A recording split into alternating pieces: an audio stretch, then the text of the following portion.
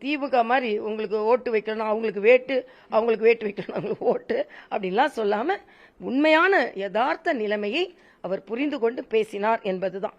ஆனா இப்படி பேசுறதுல இப்போ தமிழகத்துல உள்ளவங்களுக்கு பதற்றம் வந்து விட்டது. திராவிட முன்னேற்ற கழகத்திற்கு இன்னைக்கு அண்ணன் ஸ்டாலின் ட்வீட் பண்ணியிருக்கிறாரு. தமிழ் போல் தோல் போத்தி வந்தா இவங்க வந்து ஏமாற மாட்டாங்களாம். என்னமோ தமிழ் இவங்களுக்கு மட்டும்தான் உரிமையா, எங்களுக்கு தமிழ் உரிமை இல்லையா, எங்க தலைவர் தமிழை பேசக்கூடாதா?